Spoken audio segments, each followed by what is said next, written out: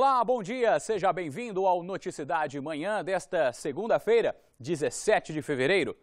E nós começamos esta edição com um destaque para a violência que, infelizmente, predomina no nosso dia a dia. Foi enterrado neste domingo o guarda municipal de Cerquilho, que morreu baleado na cidade. No velório municipal, amigos e familiares não quiseram gravar entrevista. Informaram apenas que José Roberto da Silva, de 37 anos, trabalhava há 12 na GCM de Cerquilho e estava em férias. Segundo o boletim de ocorrência, 2 homens conversavam perto de um bar conhecido como Risca-Faca, em uma estrada vicinal no Jardim Aliança, quando foram disparados 3 tiros. Quando o resgate chegou, o GM ainda respirava, mas chegou ao pronto-socorro sem vida. Embaixo do corpo dele foram encontrados um revólver calibre 38 e 6 cartuchos intactos. Não houve flagrante. A ocorrência foi registrada no plantão policial de Cerquilho como homicídio qualificado. Em Sorocaba, um cabo aposentado da Polícia Militar também foi executado no Jardim Prestes de Barros. Segundo a PM, 2 homens chegaram na padaria e atiraram contra a vítima, que morreu no local. Segundo a polícia, a suspeita é de execução, já que nada foi roubado. De acordo com o boletim de ocorrências, a vítima conversava com outros 2 funcionários bem em frente à padaria. Quando de repente apareceu um carro, um homem armado e encapuzado desceu e atirou 9 vezes contra o policial militar reformado. O ex-cabo Adilson Lopes, de 50 anos, trabalhou na PM por quase 30 e se aposentou no ano passado. Imagens das câmeras de monitoramento da padaria já foram entregues à polícia e podem ajudar nas investigações. O cabo reformado deixa esposa e 3 filhos. E a polícia capturou na Vila Orestes, em Itapetininga, um foragido suspeito de matar um lavrador no último dia 26 de janeiro em um sítio de Piedade. Segundo a polícia, ele teria entrado na residência de Aguinaldo da Cruz França, de 25 anos, e o agredido. A vítima ainda tentou fugir, mas foi atropelada e morta pelo suspeito. O crime aconteceu porque o lavrador teria jogado uma pedra no carro do suspeito. Agora, o homem deve responder por homicídio doloso, quando há a intenção de matar. E a polícia de Sorocaba prendeu durante o fim de semana um flanelinha suspeito de extorquir uma mulher. Veja. Belchior Ferraz Assunção já tinha passagens pela polícia por roubo. Ultimamente, ele era flanelinha nessa rua, que fica em frente a uma padaria. De acordo com a vítima, que não é de Sorocaba e estava com um bebê no colo, o homem se revoltou ao saber que não receberia a gorjeta. A partir daí, passou a ameaçá-la. Ele gritava muito, se fingindo de vítima, dizendo que eu que estava abordando e gritando com ele. E eu fiquei enlouquecida. Eu falei, não vou dar nada também. Falava assim, viu, o cara é de outra cidade, deixa a mulher no carro, com criança. Esse cara não tem amor à vida. Ele não pensa que pode vir alguém aí e ainda fala que não vai dar nada. Belchior foi encaminhado pela polícia ao CDP da cidade. O suspeito deve responder por extorsão. Me atormentou muito, foram 15 minutos ele falando alto na minha cabeça, horas ele encostava um pouco assim a cabeça perto do vidro do meu carro para tentar me amedrontar. Durante um sequestro relâmpago, um caminhão capotou e atingiu o carro da Guarda Municipal de Jundiaí na rodovia Anhanguera neste fim de semana. Segundo a AGM, o caminhoneiro estava em um posto no quilômetro 24 da rodovia quando foi rendido por 2 homens, um deles armado. Um dos bandidos assumiu a direção do veículo e dirigia pela via quando perdeu o controle e bateu na mureta de proteção. Com o impacto, o caminhão capotou e atingiu a viatura da GM, que passava no sentido contrário. Os 2 suspeitos conseguiram fugir por um matagal. O caminhoneiro e os 2 guardas que ocupavam a viatura não ficaram feridos. O trânsito chegou a ser bloqueado no sentido da capital. Devido ao óleo que vazou do caminhão, funcionários da concessionária que administra a pista tiveram que jogar serragem para liberar a estrada. 7h09 e agora a prestação de serviço com as informações do trânsito na região.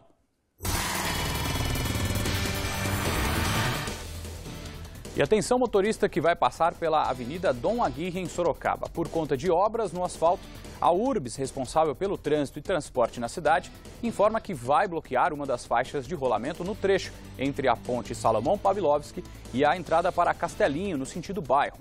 O bloqueio vai ser entre as 9 horas da manhã, daqui a pouquinho, e as 4 da tarde. A Urbis informa ainda que haverá 2 faixas abertas para o tráfego e orienta os motoristas a redobrarem a atenção no trecho. Agentes de trânsito vão estar no local. E quem vai seguir pelos sistemas Castelo Raposo e Anhanguera Bandeirantes segue sem problemas no sentido da capital e do interior. A atenção só fica redobrada apenas na chegada a São Paulo. Por conta do excesso de veículos, o tráfego fica um pouco mais lento. Uma pessoa morreu e 5 ficaram feridas em um acidente no bairro Votocel, em Votorantim. Uma das passageiras, uma senhora de 62 anos, chegou a ser socorrida, mas não resistiu.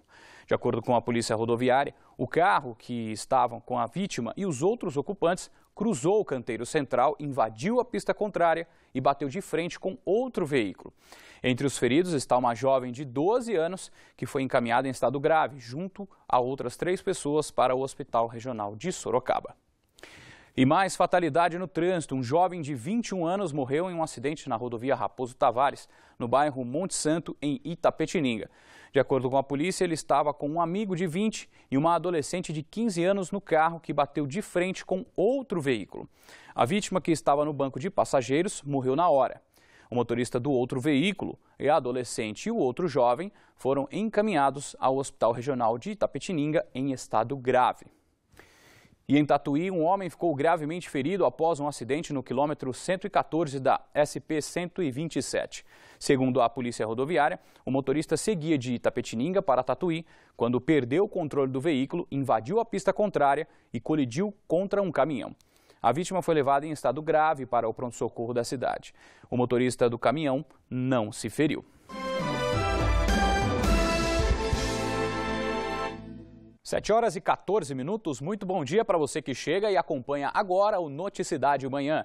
Passageiros que precisam utilizar o transporte coletivo dos ônibus intermunicipais na região a partir deste fim de semana já começaram a pagar mais caro pelo valor da passagem. No primeiro dia das novas tarifas, muita gente foi pega de surpresa. Nossa, não tô sabendo nada. Não sabia. Foi pego de surpresa aí? Totalmente, né? Você acabou de me surpreender. Estou sabendo ainda. As passagens de ônibus entre municípios com veículos convencionais tiveram reajuste de 7,24%. A viagem de Sorocaba para Votorantim, por exemplo, passou de R$ 2,80 para R$ 3,00. E o novo valor prejudicou Cíntia. Meu salário é pouco, ainda aumento de ônibus, aí ficou complicado, porque eu pego 3 ônibus para ir, 3 ônibus para voltar todo dia. Reajuste também nas viagens rodoviárias. Por aqui o aumento foi de 6,54%. E claro que muita gente reclamou. Segundo a Artesp, o reajuste das passagens se deve aos gastos que as empresas tiveram com salários e combustível entre os anos de 2012 e 2013. Absurdo aumentar. Em vez da política melhorar as coisas, só prejudica os pobres. Só está piorando as coisas. O salário aumenta, né? Não é proporcional aos aumentos que tem, né? A inflação está rolando aí, né? É um absurdo. E o que todo mundo espera é que com o aumento, pelo menos, a qualidade do transporte melhore. A gente anda em pé, isso é uma coisa muito discutível, né? Às vezes você tem que ficar em pé na estrada, assim, é um negócio perigoso pra caramba. Colocar mais ônibus, tá? Para o pessoal vir todo sentado, né? Às vezes não tem nem água no ônibus, né? Complicado. Começa nesta segunda-feira em Salto o rodízio do abastecimento de água. A Prefeitura decretou estado de emergência no último sábado. O racionamento vai ser feito sempre no período entre as 8 horas da manhã e as 2 horas da tarde. Será aplicado em cada dia da semana em uma região diferente. Para saber quando o seu bairro vai ficar sem abastecimento de água, acesse o site salto.sp.gov.br. Eu vou repetir, salto.sp.gov.br. E em Itu, apesar da chuva no fim de semana, a água que caiu não foi suficiente para amenizar o problema de abastecimento na cidade, que continua com o rodízio de água e prejudica e muito, olha só, a população. O céu carregado de nuvens e as roupas no varal mostram que a chuva aliviou um pouco o problema no Pirapitingui. Paula, que estava há 17 dias sem lavar roupa, agora nem tem mais espaço no varal. Nós começamos a encher os baldes, despejando no cantinho, no tanquinho, né? E enchendo as coisas para poder lavar a roupa. Itu sofre com racionamento de água desde o dia 5 de fevereiro. A represa do Itaim, que abastece 30% da cidade, está 3 metros abaixo do nível normal. Na última quarta-feira, o rodízio na cidade foi ampliado e atingiu principalmente a região do Pirapitingui. Revoltados com a situação, durante o fim de semana, aproximadamente 20 moradores realizaram um protesto no centro contra a falta d'água. Os manifestantes exibiam cartazes e faixas e usavam nariz de palhaço. Segundo a GM, a manifestação foi pacífica. Para tentar aliviar o problema na região, a concessionária de água usou caminhões-pipa para abastecer as casas. Para a Cristina, a medida veio em boa hora. Ela conseguiu encher a caixa e 6 galões. Lavar roupa, que já fazia 12 dias que eu estava sem lavar roupa. E lavar louça, que minha pia está cheia de louça para lavar, né? 3 dias sem lavar louça. E guardar um pouco, né, assim, para ver se chega. Na padaria do Wilson, o caminhão também ajudou. Abasteceram todas as minhas caixas. E dá para trabalhar um pouco, né? Segundo a empresa responsável pelo abastecimento de Itu, choveu apenas 5 milímetros no fim de semana, volume insuficiente para acabar com o racionamento. Por isso, quem mora aqui continua torcendo por mais chuva. Foi boa, mas precisa mais um pouco ainda, né? Chova bastante, né? Para não faltar mais água pra gente, que é ruim, né? Sem força a gente fica, sem água não tem como. Pois é, e a chuva deve continuar nesta segunda-feira com previsão de pancadas durante o dia em partes da região. Em Sorocaba, as temperaturas variam entre 19 e 28 graus. Confira como fica o tempo em outras cidades.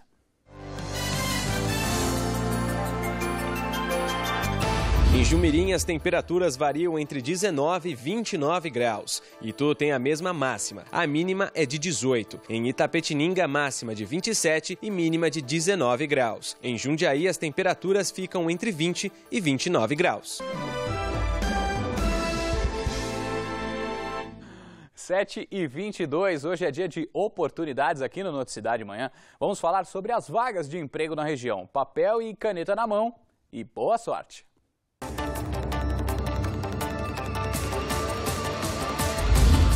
O Pátio de São Roque está com vagas para babá, empregada doméstica, motoboy e técnico de enfermagem. O posto fica na rua Marechal Deodoro, número 193. O atendimento é feito das 8h30 da manhã até as 4 horas da tarde. Em Tietê, as oportunidades são para balconista de farmácia, farmacêutico, porteiro e revisor de tecido. Os interessados podem procurar o Departamento de Assistência Social da cidade. Fica na Rua dos Expedicionários, número 241, no centro. Em Tatuí, o pátio está com vagas para assistente fiscal, camareira, pizzaiolo e técnico em informática. O posto de atendimento ao trabalhador do município fica na Rua Coronel Aureliano de Camargo, 943, no centro. Em Salto, as oportunidades são para ajudante de cozinha, motorista de caminhão, pedreiro e vigilante. Os interessados devem comparecer ao PAT, localizado na Rua José Revel, número 270. E agora nós vamos a São Paulo, na redação do SBT Manhã, para saber os destaques deste início de semana com Patrícia Rocha.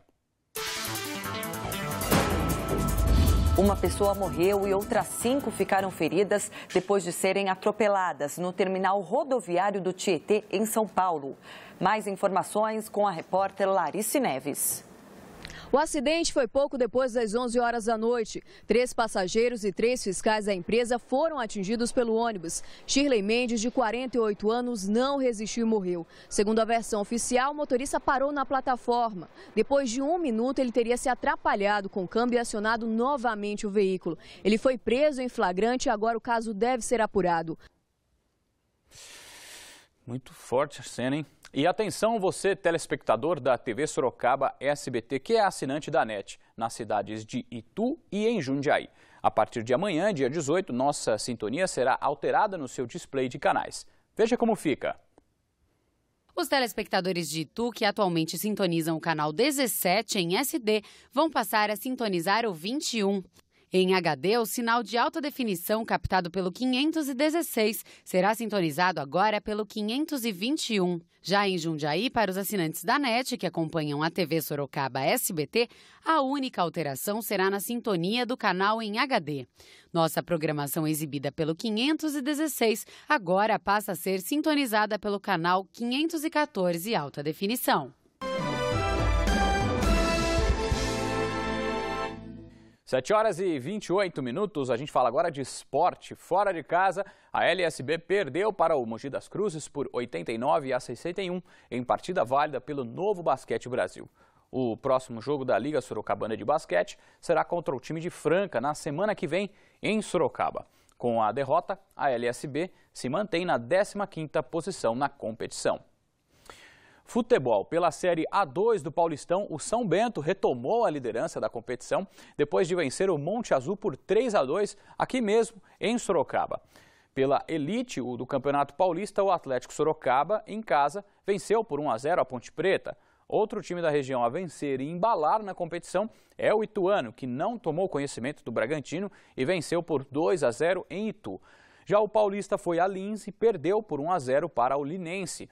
O destaque da rodada fica por conta da goleada de 4-1 que o Santos tomou do Penapolense e no clássico Corinthians e Palmeiras, torcedores do Verdão foram detidos. Veja. O placar já era de 7 torcedores presos mesmo antes do começo do jogo. A polícia encontrou com os palmeirenses bastões de madeira com pedaços de ferro nas pontas. No estádio, o clima foi de paz e de estreia. Ele vem do rival São Paulo, agora veste a camisa do Corinthians, mas dá dor de cabeça ao Palmeiras. A atuação de Jadson no primeiro tempo foi mais tímida, como a das duas equipes. O Corinthians tem leve domínio e a melhor chance com Guerreiro, que não aproveita a sobra na pequena área. O Palmeiras responde com Mazinho pela esquerda. O 0-0 morno deu lugar a um segundo tempo de muita movimentação e de destaque para o meia. Jadson aparece bem na marcação, nos passes. Dos pés dele saiu o tiro rasteiro à direita do goleiro Praz. Aliás, só o goleiro do Palmeiras aparece mais que Jadson na partida. O Corinthians cresce no jogo. Guilherme manda a bola no travessão. Romarinho quase aproveita o tumulto na pequena área. E depois perde essa chance, cara a cara com Praz. Jadson é substituído e ganha aplausos da torcida. Faltou um pouco de perna, faltou um pouco de ritmo, mas fico feliz aí pela estreia. Guerreiro, livre de marcação, ainda perde este gol incrível antes de Romarinho aproveitar o cruzamento e fazer 1-0 Corinthians. É o 5º gol dele contra o Palmeiras em 4 clássicos. Quando o time de Mano Menezes, bem em campo, parece caminhar para a vitória, Allan Kardec acaba com a festa.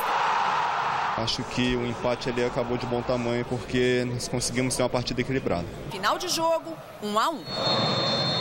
Com o resultado, o Palmeiras mantém o primeiro lugar no grupo e a invencibilidade no Paulistão. De quebra, agrava ainda mais a má fase do rival, Corinthians, que completa 6 jogos sem vencer no campeonato.